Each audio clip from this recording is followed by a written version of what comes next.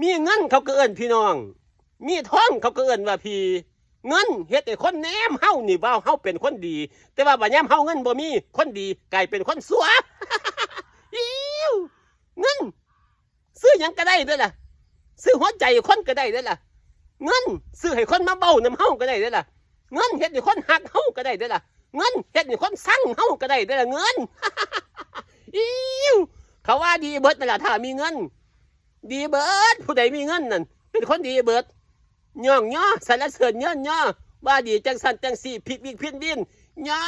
งแค่ดอกมีเงินนั่นเอาดีแค่ได้ล่ะคนมาตุ่มมาห้อมมาหามาว่าดีมาอ่อนซ้อนความนั่นความนี้บ่ดีเพิ่นก็ว่าดีบ่งามเพิ่นก็ว่างามบ่รอเขาก็ว่ารอได้ล่ะถ้ามีเงินนั่นคันหน้าเหี่ยวๆแบบนี้ลองเบิ่งดูทั้งเหี่ยวทั้งทุกข์ทั้งยากนี่เขาสิอ่อนซ้อนถามอยู่ติ เอาเป็นจังสันเงินบารมีศักดิ์ศรีของเงินอย่าโลกสวยนะคะอย่าโลกสวยเด้ออย่าว่าเงินซื้อหยังบ่ได้เด้อซื้อได้เบิดซื้อได้ฮอดหัวใจคนซื้อได้ฮอดความเว้าของคนอยากให้ผู้ใดเว้าน้ำมวลซื้อเอาโลดเอาสมัยคู่มือนี่ทำมีเงินเขาเว้าน้ำมวลเลิศถ้าผู้ใดทุกข์เขามาสิเว้าอยากเว้าน้ำย่างไกลหน้าเขาก็มาสิแนมเบิ่งเขาเชิดเพ้อเว้อพุ่นตัวย่ามอันห้างบ่มีเงินนั่นมันย่ามมีเงินอ่อนซ้อนถดักคนมีเงินก็ได้กล้วยนี่ก็หักเต็ม ถ่ายคลิปก็บ่แล้วจักเทื่อหลายเว้าหลายเครื่องนี่ก็ได้ย้อนบ่มีเงินล่ะนี่ก็ได้กล้วยนี่ก็ได้มันก็บ่อยากอยู่นำถ้าคนบ่มีเงินกล้วยก็บ่อยากอยู่นำเด้นี่เว้าไปว่ากล้วยก็หักว่าหั่นไปจังซั่นล่ะถ้ามีเงินเฮ็ดหยังก็คือถ้ามีเงินเว้าหยังก็แม่นถ้ามีเงินย่างไปก็คือก็งามย่างไปซื่อๆจังซี่เพ้อเว้อเชิดหน้าสู้ตาคือเบิดดีเบิดอ่อนซ้อนแต่คนมีเงินนั่นสิเด้ถ้าคนบ่มีเงินย่างไปเบิ่งดูเพิ่นสิแนเบิ่งติสายตาเพิ่น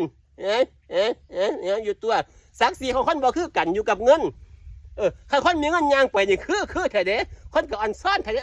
ไปใส่นะทำไมยังไงที่ไหนไปใส่นะกินข้าวกับหยังอ่อนซ้อนแท้ดอกว่าอยากถามก็ถามตัวสมาแจตัวปากเกี้ยงเว้าเปลี่ยนตัวอันผู้ถามก็ได้อยากถามคนมีเงินอ่อนซ้อนเขาแท้เด้อ่อนซ้อนเขาย่างกายไปเป็นหยังนะกินข้าวกับหยังนะเฮ็ดหยังนะ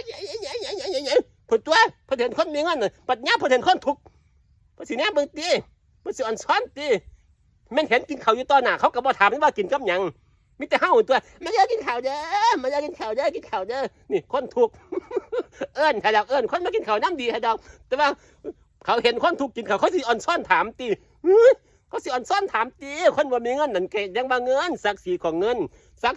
ซุมื้อนี้เลิศซื้อหยังก็ได้เว้าหยังก็แม่นไปไสก็เห็นเฮ็ดหยังก็พอดีเบิดอ่อนซ้อนเบิดคนมีเงินดีเบิ่งในตั้งแต่มื้อนี้กล้วยก็บ่อยากอยู่นำนี่คนทุกข์เดียว